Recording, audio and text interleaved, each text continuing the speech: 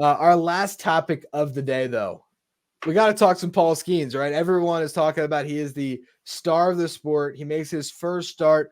Looks pretty good. It was a really weird game with a rain delay, and he gets pulled, and the Pirates walk a million. So how about you go out your second start and you go 6 nearly perfect innings with 11 strikeouts. You were mentioning before we recorded that it was damn near 12 strikeouts and 6 perfect. There was a missed call on the walk that he ended up issuing. But Paul Skenes, it's looking like he is going to be really damn good. And our question today is, who would you rather start your franchise with, him or Elly De La Cruz? But let's start off on Skenes, and then we'll get to that. Who would you take a little bit later here? The thing that I don't think has been discussed enough about Paul Skenes' performance in Chicago over the weekend was the fact that this was the second time the Cubs were seeing him in a week. Yeah.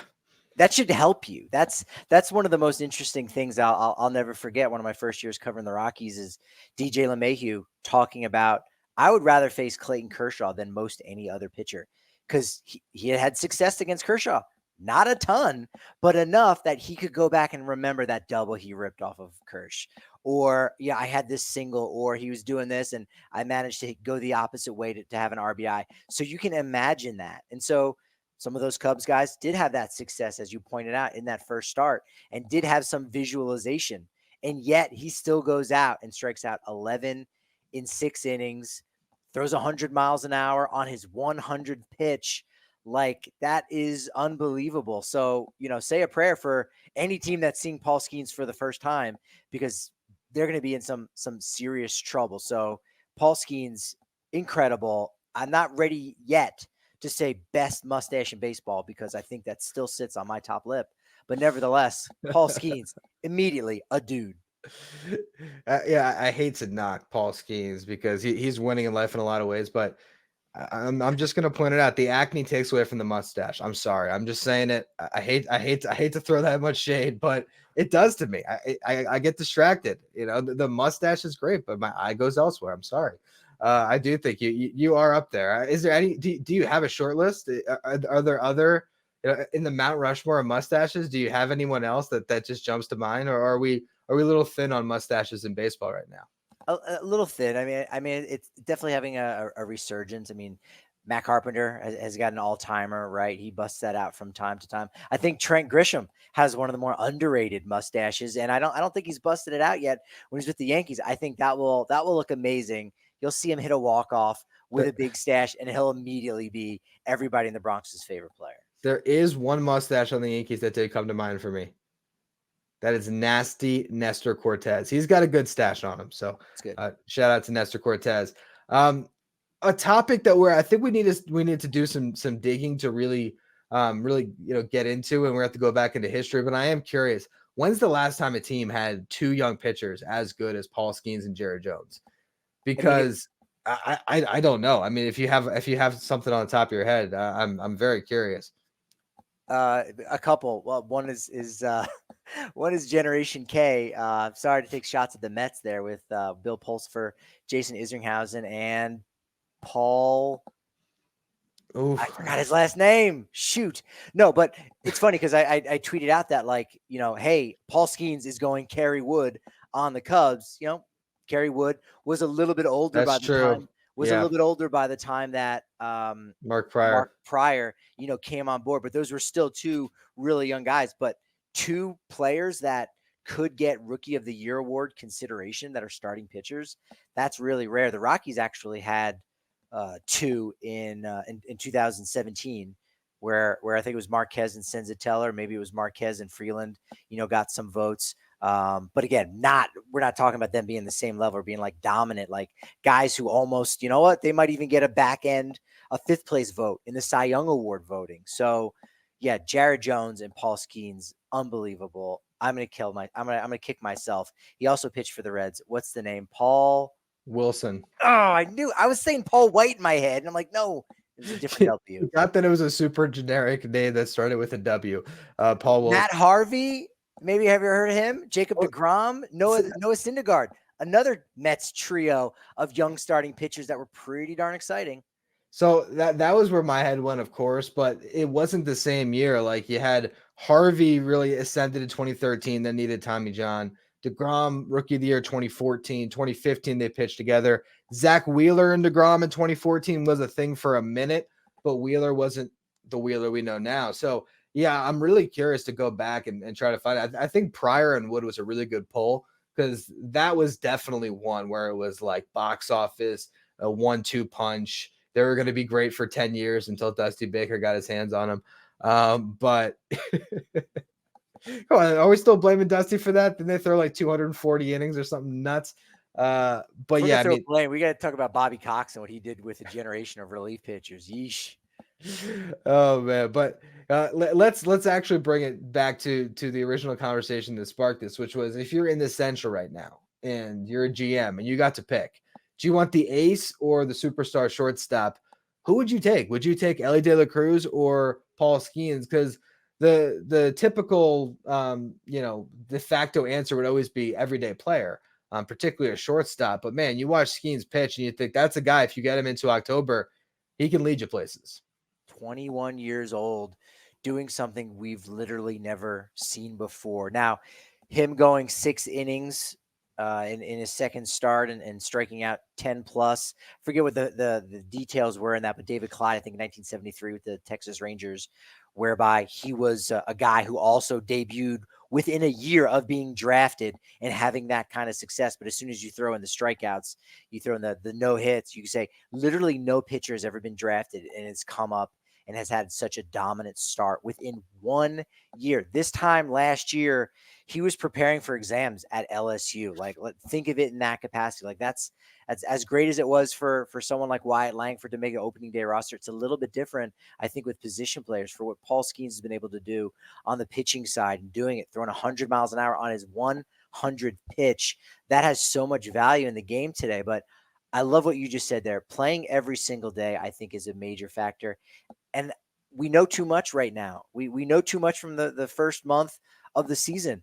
Players that are throwing that hard, that late into the game, you really worry about what's going to happen with them over the next couple of years. Now, that's not to say Paul Skenes isn't going to have a better career, but if we're looking at maybe the next year, you could cross your fingers and Paul Skenes will be healthy, but then maybe something unfortunate will happen in 2026, and you go, well, now I'm glad I got Elly De La Cruz for the next 18, 20 months because he's not on the shelf with Tommy John surgery, which I say that. And then again, if you've seen Elly De La Cruz throw a ball from shortstop, maybe he'd be more of an internal brace, the new Tommy John surgery where you can come back a little bit quicker. But I think I would rather have Elly De La Cruz, despite the fact that Paul Skenes is in line to do things that we've never seen out of a 21-year-old who's just drafted before.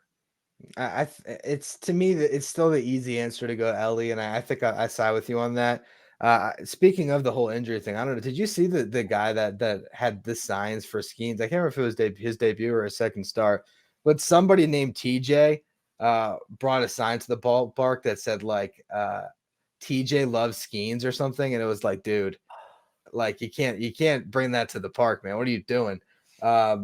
I could be wrong. I'm 95. I remember seeing that on social media when it has like, man, that's crazy. But it's that elephant in the room. And it's crazy because now it's become not a matter of if, it's when with all of these guys. Like we just feel like, all right, Paul Skenes over the next 10 years, at some point it's going to happen. And it's horrible that it's almost like you're wishing it on a guy, which no one is, of course, but it just feels like the harsh reality when you have a guy that is throwing at that velocity. And I know I was watching before his debut, I watched his interview on the Call Up with Jack McWillan for us at Just Baseball.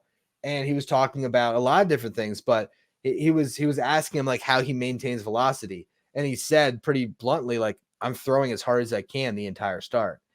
And that's the connecting fiber to all these injuries. So I hope it doesn't happen, but yeah, it's hard to, I don't know where you would take Paul Skenes in Major League Baseball in a fantasy draft if you were a GM and you actually got these guys for 10 years because of that just reality. Yeah, it's true. And you said at some point in 10 years, I'd argue at some points in the next 10 years, right? Right. It's unfortunate, right? But, I think that's maybe one of the reasons why Pittsburgh is moving so quickly with promoting him. And again, look, proof is in the pudding. He's been dominant. So he deserves a spot there. But it's also, look, if there's only so many bullets in the chamber, you might as well have those at the major league level, kind of work those things out, maybe curry a little favor between him and his agent. Say, look, we got you up here to the show. It does mean you're going to, become a free agent a little bit sooner, extension, et cetera, et cetera. You wonder how much of that, went into the decision with promoting him that quickly. I don't think he really had anything else to improve in Indianapolis, right? So it is an unfortunate part of the game, and that would be a fun draft. We talked about the players that are definitively better than Kyle Tucker of the Houston Astros.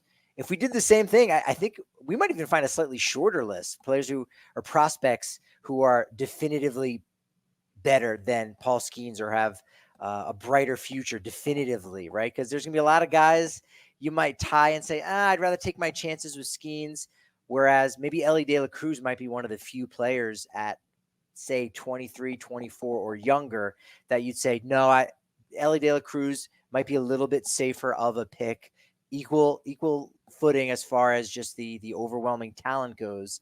After that, it might be hard to make a case over one guy over another, depending on where we put that age limit at. Honestly, I'm even thinking if we were to do a draft and say you get one pitcher for the next 3 years, and you just have to pick. There you go. I like that. I honestly don't know how many names you would take before a Skenes. I mean, I think there's a couple guys like Zach Wheeler. You feel like maybe he's a guy that has already had his Tommy John. Maybe he's figured some things out. But Spencer Strider probably would have been atop that list a couple months ago. Now he's not. Garrett Cole.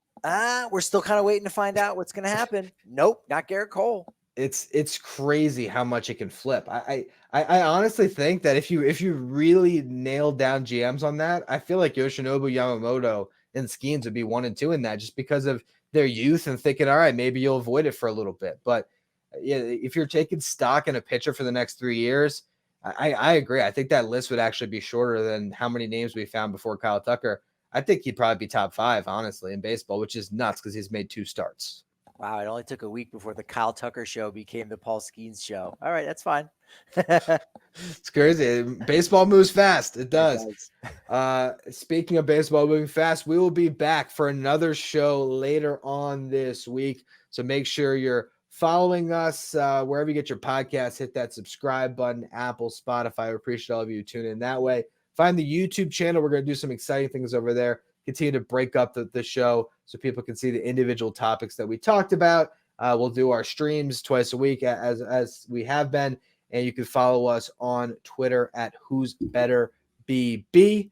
We'll be back on Wednesday or Thursday this week. Appreciate all of you who tuned in to the stream.